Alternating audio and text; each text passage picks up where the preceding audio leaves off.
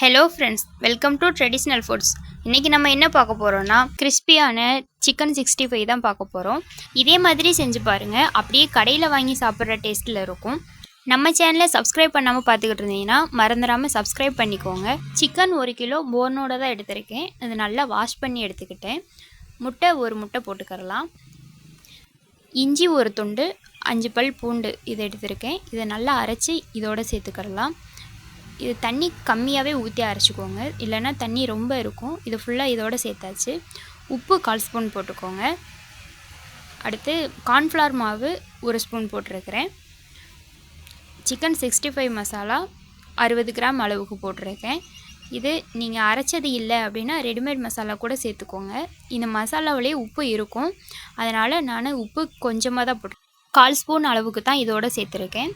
இதை எல்லாத்தையும் சேர்த்து நல்லா எல்லா பக்கமும் படுற மாதிரி கையிலே நல்லா பிசைஞ்சு விட்டுக்கரலாம். நீங்கள் இது போன்லெஸ் சிக்கன் கூட எடுத்துக்கலாம். நான் போனோட தான் எடுத்திருக்கேன்.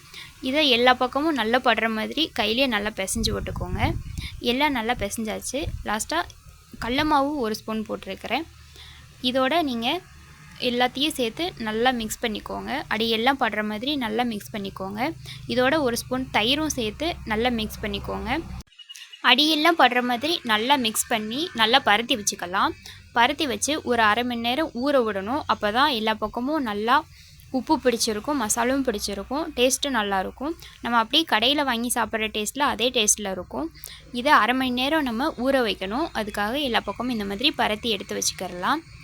நம்ம அரை மணி நேரம் ஊற வைக்கிறதுல தான் அந்த சிக்கன் நல்லா ஊறி டேஸ்ட்டு நல்லாயிருக்கும். இப்போது பாருங்கள், அரை மணி நேரம் ஊறிடுச்சு. இதை நல்லா ஊறினதை எண்ணெயில் போட்டு எடுத்துக்கலாம். ஒரு கடாயில் எண்ணெய் 1/2 லிட்டர் ஊற்றிருக்கேன். நல்லா எண்ணெய் காஞ்சதுக்கப்புறம் இந்த சிக்கன் எல்லாத்தையும் ஒரு கரண்டியில் எடுத்து போட்டுக்கரலாம்.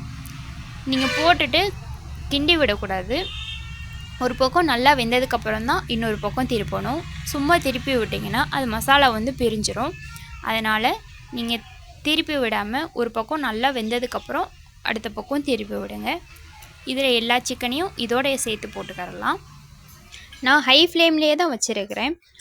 ஹை ஃப்ளேமில் வச்சாக்க எண்ணெயெல்லாம் தெரித்து கீழே சிந்தும். அதனால் நான் பெரிய கடாயை எடுத்திருக்கேன். கடாய் சின்ன கடாயாக எடுத்திங்கன்னா மீடியம் ஃப்ளேம்லேயே வச்சுக்கோங்க. அப்போ தான் எண்ணெய் கீழே தெரித்து சிந்தாமல் இருக்கும். நான் ஃபுட் கலர் இதில் சேர்த்துருக்கேன். உங்களுக்கு விருப்பம் இருந்தால் ஃபுட் கலர் சேர்த்துக்கோங்க, இல்லைனா கலர் பொடி சேர்க்க வேண்டாம். ஃபுட் கலர் சேர்த்தோன்னா கலர் நல்லா டார்க்காக இருக்கும், பார்க்க நல்லா லுக்காக இருக்கும். அதனால் கலர் பொடி சேர்த்துருக்கிறேன். இப்போ ஒரு பக்கம் வெந்துருச்சு, இன்னொரு பக்கம் திருப்பி விட்டுக்கலாம். பொறுமையாக எல்லாத்தையும் திருப்பி விடுங்க. அது நம்ம போட்டது கிண்டாமல் விட்டுட்டோம், அதனால் ஒன்று ஒன்று பிடிச்சிருக்கும், ஒட்டி இருக்கும்.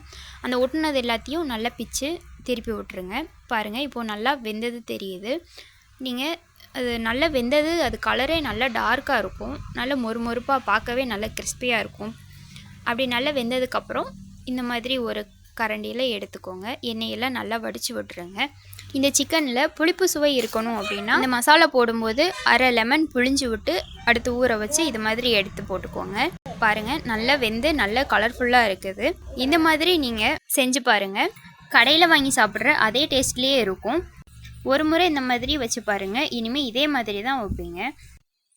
இப்போ பாருங்கள், இது எவ்வளோ நல்லா சாஃப்டாக மேலே நல்லா கிறிஸ்பியாக இருக்குது அப்படின்னு.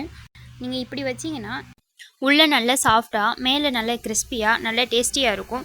இந்த வீடியோ பிடிச்சிருந்துச்சுன்னா மறக்காமல் லைக் பண்ணிக்கோங்க, சப்ஸ்கிரைப் பண்ணிக்கோங்க, பெல் ஐக்கானில் ஆல்ன்றதை கொடுத்துருங்க. தேங்க்யூ ஃபார் வாட்சிங் ஃப்ரெண்ட்ஸ்.